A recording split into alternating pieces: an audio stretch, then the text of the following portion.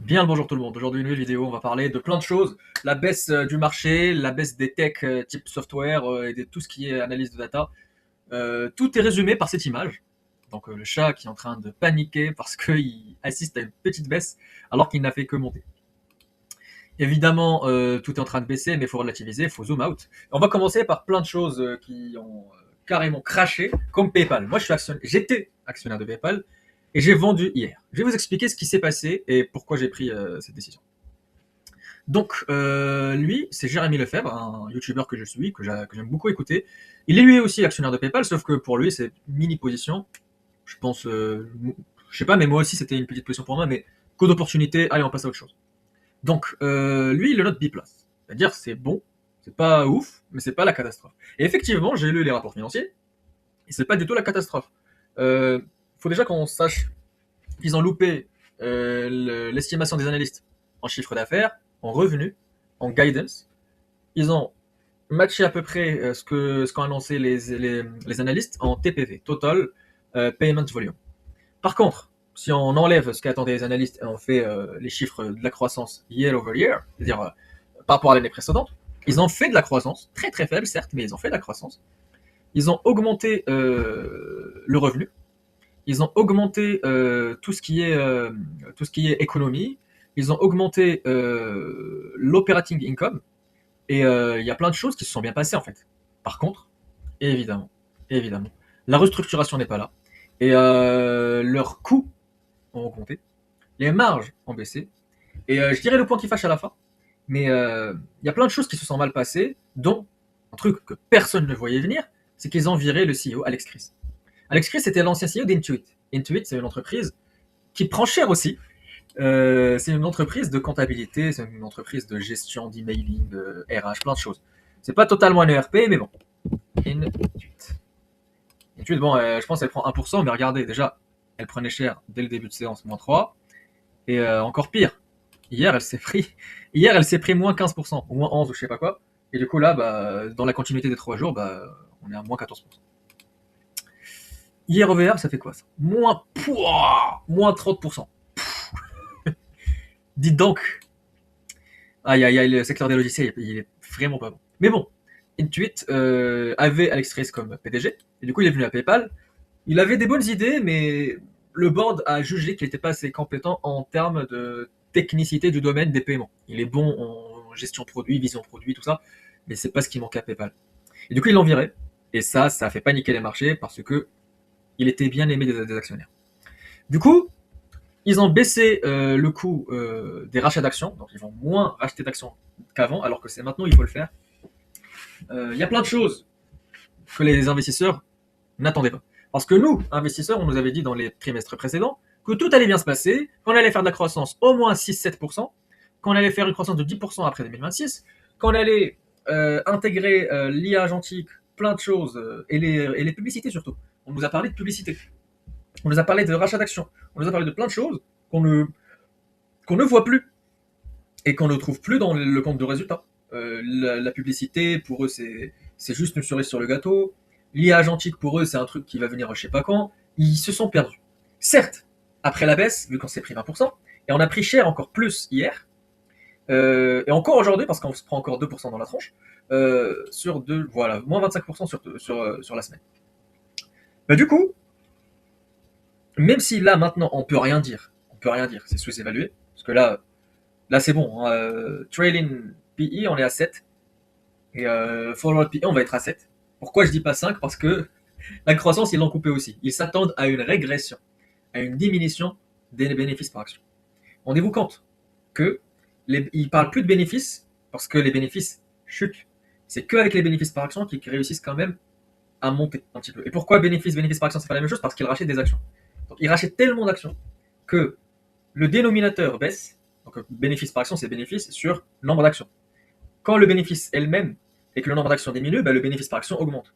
Et on peut même prendre une sorte de dérivée seconde. Quand le bénéfice baisse et que le dénominateur baisse plus rapidement que le bénéfice, bah, ça fait quand même un bénéfice par action qui monte légèrement. Et bah, c'est exactement ce qui se passe avec PayPal. Voilà. Donc ouais, ça, à l'instant ça prenait moins 2, là ça rebondit un petit peu, mais c'est toujours la catastrophe. Les bénéfices sont attendus en légère baisse pour 2026. L'IA gentil, que la publicité on n'en parle pas. Alectrice a été virée. Les rachats d'actions seront moins consistants que prévu. J'aime pas. J'aime pas. Et certes, comme je disais, c'est sous-évalué.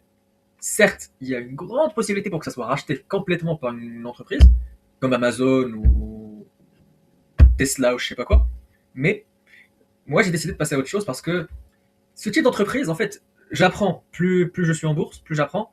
Et ce type d'entreprise, c'est une. Il y a un mec sur Twitter, il en a parlé, il a dit c'est des entreprises too much battle stocks. C'est-à-dire, c'est des entreprises qui sont trop dans le combat. Ils sont trop dans des situations et on parie sur une victoire de ces entreprises dans ces situations pour avoir des grands rendements. Il faut acheter des entreprises chill.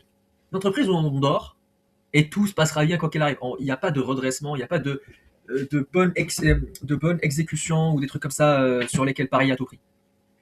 Par exemple, L'Oréal, c'est pépère, c'est chill, mais on n'aura jamais moins 20%. C'est pas possible parce que il y aura toujours plus 3, plus 4, plus 5% de croissance, soit parce qu'ils gagnent des marchés, soit parce qu'ils augmentent un petit peu les prix. Voilà, les Indiennes deviennent plus riches, elles vont s'acheter de la crème solaire ou de l'antiride ou je sais pas quoi. C'est des trucs euh, plus ou moins, ce qui n'y a rien de sûr, mais plus ou moins certains. Donc ça, c'est des actions pépères et c'est ce type d'action qu'il faut viser. Moi, par exemple, en ce moment, j'ai 93% de mon portefeuille sur Total. J'arrête pas de parler de Total depuis 2025. Mais en ce moment, Total, ça crache du feu. Hein. Total, avec les dividendes en plus. Vous voulez quoi de plus? Vous voulez quoi de plus depuis le début de l'année? On fait combien? On fait 12%. Et moi, je fais 13% parce que j'ai acheté massivement ici, vers les 53,5. Et du coup, j'ai acheté massivement ici avec les dividendes et avec l'argent que j'ai réinjecté. Donc, voilà. Voilà. Donc, l'argent des dividendes, je la compte dans ma performance. Et en plus, les dividendes qui se sont eux-mêmes appréciés vu que je les ai investis, ça crache du feu. Et c'est une action, entre guillemets, pépère aussi. On vend du pétrole. Le pétrole peut monter, peut baisser. L'entreprise a des gros leviers opérationnels. Ils vendent de l'électricité, du pétrole, du gaz, je sais pas. Ils font de l'achat-revente d'énergie pour EDF. Ils sont partout. Tranquille. Il peut y avoir des risques géopolitiques avec Total, des cycles, ce qu'on veut, mais on a toujours notre petit pain. Vous voyez ce que je veux dire? Notre dividende, et si ça avance, c'est bien. Si ça baisse, on s'en fout, on rachète. C'est pas des actions combat. Vous voyez? Des actions, si tu te trompes, boum, tu prends un KO. Non, c'est les actions que je veux commencer à éviter dorénavant. Et du coup, pour revenir à PayPal, ils se sont pris moins 20%. Il y a des gens qui ont décidé de renforcer et il y a des gens comme moi qui sont sortis. Coup d'opportunité, j'ai pris une position d'observation sur Microsoft. J'ai pris des actions et puis je les ai pris à 412 hier et puis on va voir ce que ça fait. D'ailleurs, je suis curieux, on va ensemble. Microsoft. Ouais, ça monte d'1%, ouais, ok, c'est bien. Je suis intéressé aussi par Amazon, mais c'est pas le sujet de la vidéo parce qu'aujourd'hui, je voulais parler avec vous plutôt des entreprises technologiques. Du coup, assez parlé de PayPal.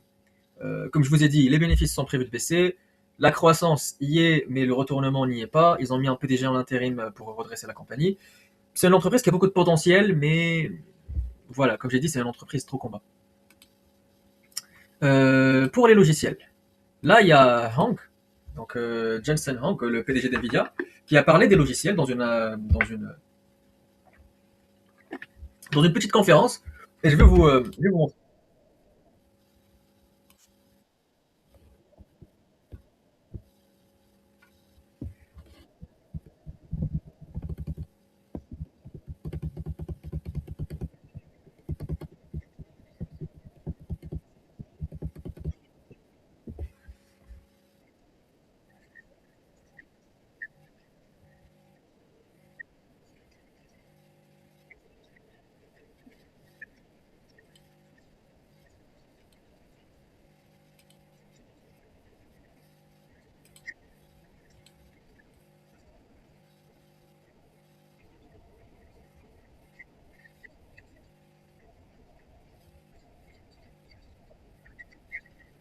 Voilà, c'est ça ce que je voulais dire. Là, il dit, si vous étiez un robot humanoïde, si vous étiez une IA intelligente physique, vous êtes un robot doté d'IA, qu'est-ce que vous ferez qu'est-ce que vous ferez à la place de cette IA? Est-ce que vous vous casserez la tête à inventer un nouvel outil ou est-ce que vous prendrez des outils existants en les améliorant? Bah, lui, il dit,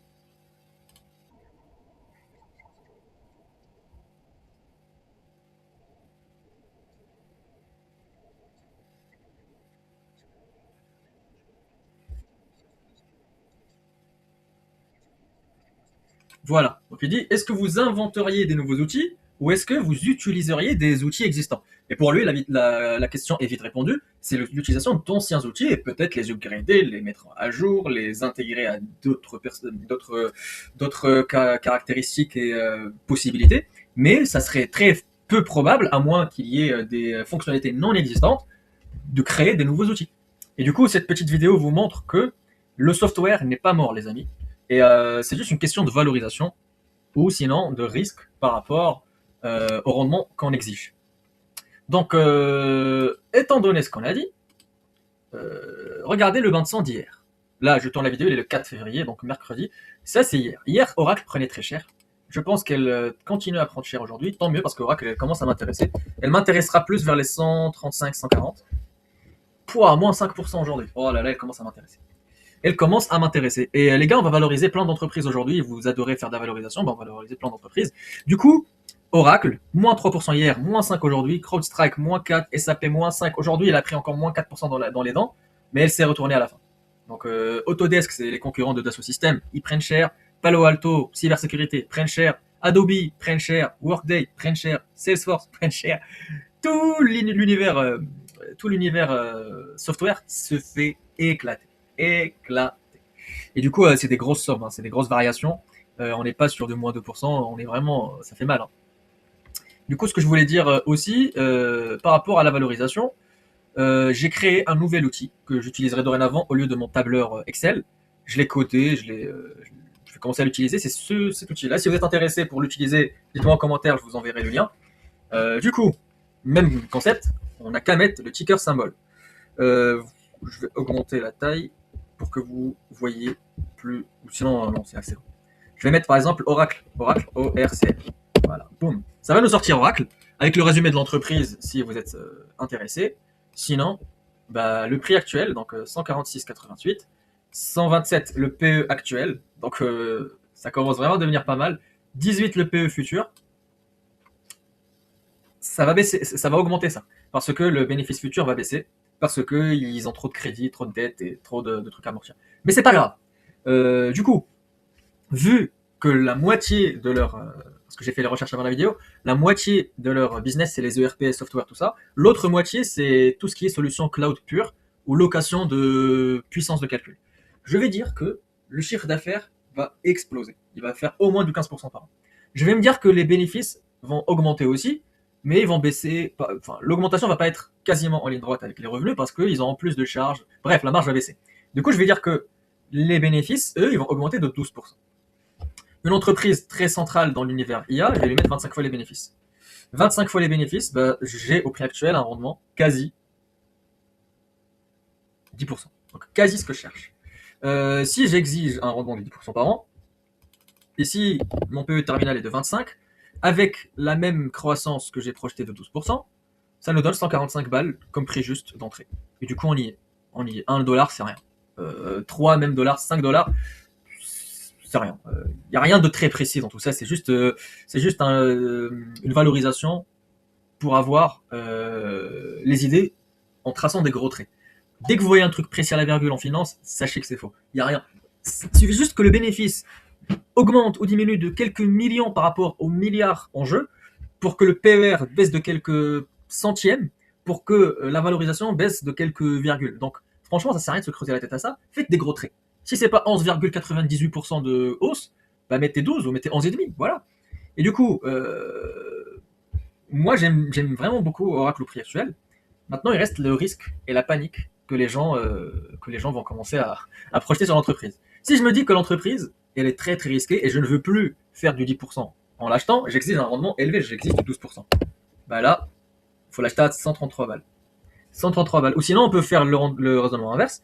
Au lieu d'exiger du 12%, je vais exiger du 10%. Par contre, je vais me dire qu'elle va croître que de 10%, ce qui est hyper conservateur parce qu'Oracle est prévu d'augmenter beaucoup plus. Bah, même chose, dans ce cas-là, 133 euros. Si elle augmente de 10% par an.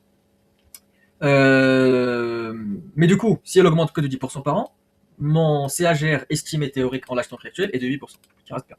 Du coup, Oracle, en ce moment, elle m'intéresse. Je vais attendre.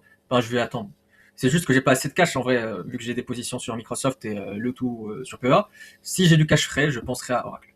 Parce que ça commence vraiment à devenir pas mal, surtout que ça a baissé depuis l'année dernière. Ici, les gens ont commencé à en acheter vers les 320, 340, trucs comme ça. Je sais même pas si ça atteint 340. Je pense que ça atteint 345. Même. Moi, je voyais des gens à 340 là quand ça y est. 340, alors là, on a baissé de plus de. Combien? On va mettre ça, hop, on va baisser là. Moins 55%. Donc, moi j'aime bien Oracle au prix actuel. Voilà. Et sur un an, ça a baissé. Sur un an, c'est moins 13%, depuis le février dernier. Sur 5 ans, on a augmenté à peine doublé. Mais bon, voilà, j'aime bien Oracle au prix actuel. Peut-être que je ferai un move, je sais pas, mais j'aime beaucoup. On revient, on avait quoi? On avait SAP. SAP, c'est une entreprise. Je sais pas si vous êtes, si vous travaillez en grande entreprise, mais dans toutes les entreprises, il y a ce qu'on appelle ERP, entreprise ou sinon environnement, resource planning. Donc, c'est des entreprises qui, il n'y en a pas 5000, il y a SAP et les autres. C'est des types d'entreprises qui organisent tout en entreprise. Depuis la gestion de stock, gestion de production, fiabilité, RH, emailing, facture, comptabilité, tout. C'est des entreprises qui centralisent toutes les données des entreprises clientes pour que tout soit géré depuis une seule interface partagée sur tous les terminaux de l'entreprise. Les plus gros clients, ExxonMobil, Total, EDF, toutes les entreprises industrielles sont sur SAP. Parce que c'est une entreprise très profonde en intégration industrielle. Donc elle est très profonde, très technique. C'est une entreprise allemande, cotée à Extra. Et du coup, c'est une entreprise qui s'est pris une grosse gamelle la semaine dernière. Ouais, elle cotait à peu près 200, des trucs comme ça, et puis bim, moins 22%. Et c'est surtout là, d'ici là, hein, ça a coté 200 et puis ça a pris 18%. Vers les 100, aujourd'hui ça a touché 159. Hein. C'est là que je vous ai dit ça s'est retourné à la fin. Moi tout à l'heure j'ai vu ça cotait 160, 159. Je me disais, est-ce que j'arbitre un peu du total pour en acheter ou pas? J'ai gardé total pour l'instant, mais à la fin ça a fait un magnifique rebond. Ça a fait 4%. Si j'avais acheté une petite position, j'aurais 4% de plus. Mais bon, c'est pas grave. Pourquoi ça s'est pris la gamelle? Parce que leur résultat cloud, le résultat cloud, le résultat cloud a déçu. Ils ont posté 25-26% de croissance sur leur cloud, sur la migration d'entreprise dans le cloud, ce qui n'a pas plu au marché. Et du coup, voilà, ils prennent cher. Ils font de la croissance sur chiffre d'affaires, sur bénéfices, tout ça.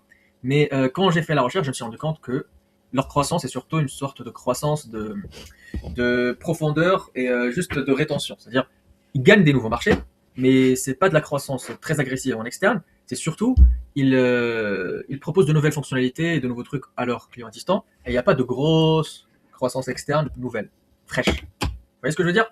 Du coup, SAP, une entreprise qui est encore sur mon radar, parce que tout a un prix, même si la croissance n'est pas ouf et tout, sous 160, je ferai un move. On va la valoriser, c'est une entreprise allemande, ok? Donc, on va taper sap.de.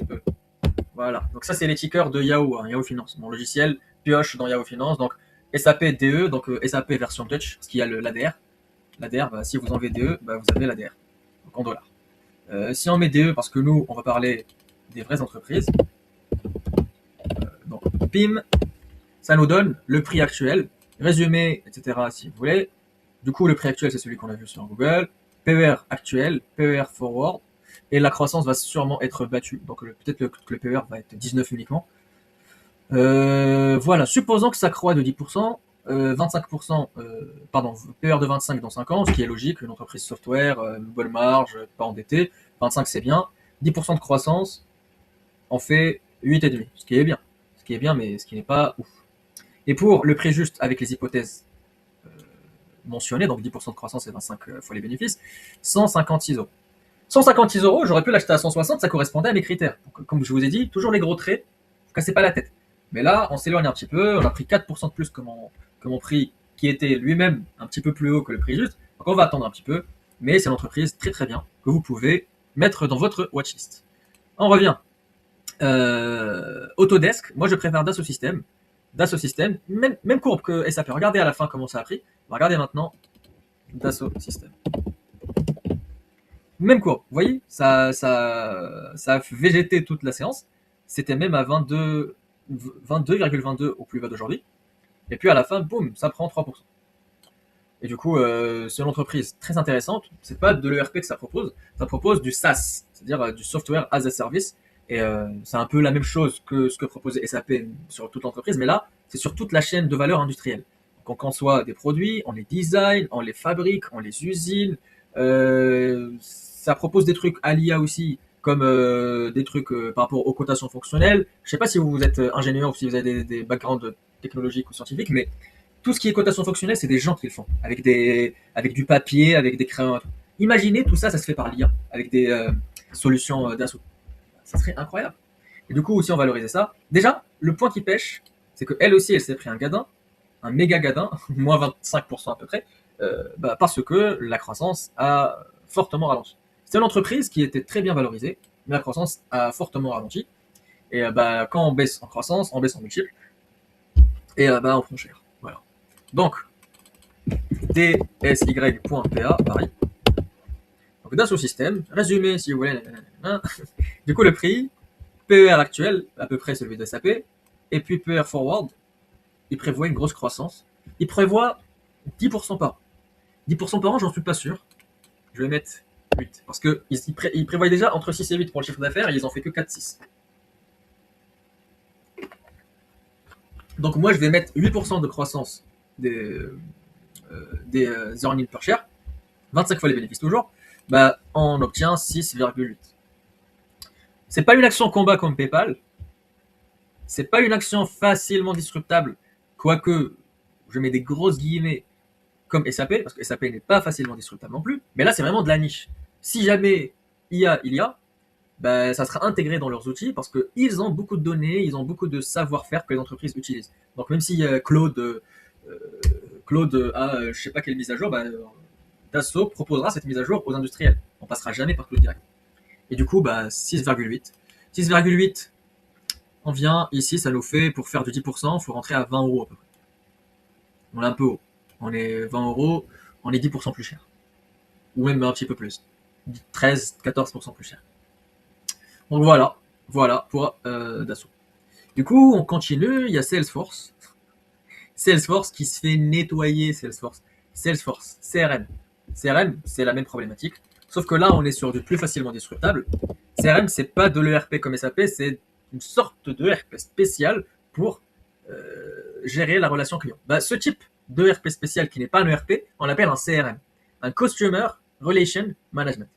Pas un ERP parce qu'il n'y a pas de ressources planiques, il n'y a pas de planification des ressources, il y a de la relation client. Et les leaders sont Salesforce. Et du coup, Salesforce, ils se font éclater. Et qu'est-ce que ça fait là? Parce que là, je sais que c'est en bas de 200 euros avec mon loti là. Mais je sais pas en termes de baisse, qu'est-ce que ça donne. Oh, dingue. C'était en dessous de 104. C'était à 188. Year to date, ça fait quoi? Moins 25%. Mon dieu. Bref, on revient. Euh, Eux, ils proposent des agents IA qui font tout ce qui est relance, tout ce qui est emailing, tout ce qui est gestion client, tout ce qui est pub, tout ce qui est planification des newsletters, de ce genre de trucs. C'est très utile pour les entreprises qui font de la pub. Et qui font de la pub, pas forcément de la pub nouvelle, mais qui gèrent les relations avec la clientèle. Mais je sais pas, c'est plus facile à disrupter que SAP, et c'est encore plus difficile de comparer ça à Dassault Systèmes par exemple. Donc ils font de la croissance, c'est américain, ils augmentent leurs tarifs, on va mettre 10%. Je paye pas plus de 25% pour ce business, 25 fois les bénéfices pour ce business, 9 fois les 9%. Ok, 9%. C'est juste parce que ça a bien baissé, hein, parce qu'à 260 $, c'était pas le cas. Du coup, il faut l'acheter. Par exemple, le matin à 188, ça aurait été bon. Ça aurait été bon à 10% de croissance. Sauf que sur mes 8, par exemple, là on n'est pas bon. Là, il faut attendre. Mais on reste globalement dans des très bons prix d'entrée. Surtout que ces entreprises rachètent massivement leurs actions. Donc le PER ne va faire que baisser parce que le PS va faire que monter. Quoi qu'il arrive, le bénéfice par action sera encore plus haut. Voilà, Adobe se fait éclater aussi, sauf que Adobe, on est depuis longtemps dans des bons points d'entrée. Ça, c'est. Alors, Adobe, je vais vous faire une valorisation très conservatrice pour Adobe. Déjà, les gens disent 15% de croissance par an, même pas en rêve. Moi, je vais vous mettre ADBE, hop, voilà. Moi, je vais mettre 20 fois les bénéfices. Pardon? Même à 20 fois les bénéfices, si ça croît de 8% par an, on fait du 11%. Voilà. Donc, on pouvait rentrer depuis 300 et puis on avait nos 10% par an. Supposons ça croît moins rapidement, même si ça croît que à 7%, on fait du 10% par an. Sauf que, comme je vous ai dit, on est depuis très longtemps dans des bons prix pour Adobe. Par contre, tout est une question de risque, parce que ça, c'est le cas le plus facile à disrupter. Vous connaissez Nano Banana, Gemini. Gemini, je peux lui demander n'importe quoi. Gemini, je vais lui dire, en utilisant Nano Banana, génère une photo réaliste de Trump et de Elon Musk qui se serre la main. Nano Banana, c'est leur outil pour éditer les photos et pour faire plein de modifications sur l'image. Il y a beaucoup de personnes, mais pas celle-ci. Bref, faut négocier avec Gemini. Là c'est vrai que c'est. Bon, faut négocier parce qu'avec tout ce qui s'est passé sur Grok et sur les photos qui se font dénuder, où on enlève les vêtements, il y a un petit peu plus de restrictions là. Mais bon, ça c'est le secteur le plus facile à disrupter. C'est pour ça que le marché l'a tellement dézingué que même avec des hypothèses très basses, on a des bonnes performances. Donc si ça ne se fait pas disrupter, on fait des bonnes perfs. Qu'est-ce qui se passe? Hop, voilà, donc on revient sur le site. C'était juste connexion qui est partie vite. Donc on continue, on a quoi d'autre? Ouais, les autres entreprises ne m'intéressent pas beaucoup, mais voilà, on a fait un petit peu le tour des logiciels qui m'intéressent. Il y a Microsoft aussi, hein, Microsoft, ma position que j'ai pris. Microsoft, MSFT, boum. Alors, je pense Internet est un petit peu lente, désolé. Vous savez quoi, on va le fermer. On va le rouvrir, tout simple.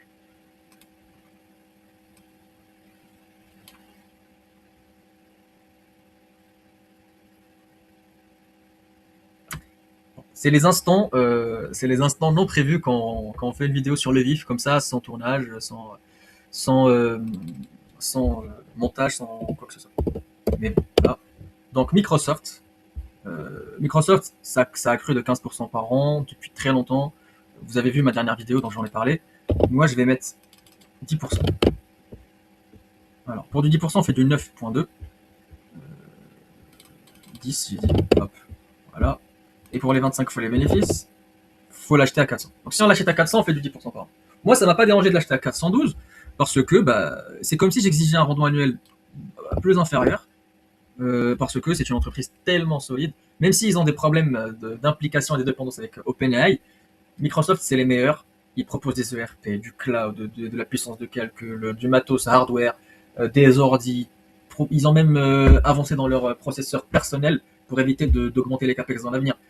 Bref, c'est une entreprise tellement solide que maintenant qu'elle est descendue au prix que je vois, c'est des prix qui m'intéressent. En fait, elle peut facilement justifier le prix actuel si je mets 11% de croissance. Voilà. Donc Microsoft, je l'aime bien et je l'ai. Il reste plus qu'Amazon qui m'intéresse beaucoup avec Oracle. Et Amazon au prix actuel 234, donc elle baisse beaucoup, j'imagine. Ouais, je pense qu'elle baisse beaucoup. Et elle est à combien là? 234, elle fait combien de pourcentage de baisse? On va laisser charger. Donc 233. Wow, donc c'est encore pire. C'est encore pire là. Donc Amazon, par contre, je pense que le pourcentage de croissance est largement atteignable, 11%, sachant qu'ils ont des leviers opérationnels, le workforce, donc les salariés qu'ils peuvent ne plus embaucher en masse, ou ils peuvent se séparer de plusieurs salariés, les remplacer avec des robots, augmenter les marges dans certains segments. Il y a plein de trucs. Donc 11%, même 12, allez, 12%, ça paraît tout à fait logique. 12%, 25 fois les bénéfices, on fait du 6. Parce que l'entreprise Amazon a été très largement survalorisée. Pas survalorisée, mais elle a été échangée à des multiples beaucoup plus hauts. Amazon, depuis toujours, ça n'a jamais été moins de 30 fois les bénéfices. On peut mettre 30 fois les bénéfices parce que ça a même un côté défensif. Donc, essayons 30 fois les bénéfices, 12 fois 12% de croissance. Ça nous fait quoi? Ça nous fait un prix d'entrée à peu près maintenant. Sauf que 30 fois les bénéfices, c'est pas prêt d'arriver pour Amazon, pour moi en tout cas. Donc moi, je mettrai 25 fois les bénéfices.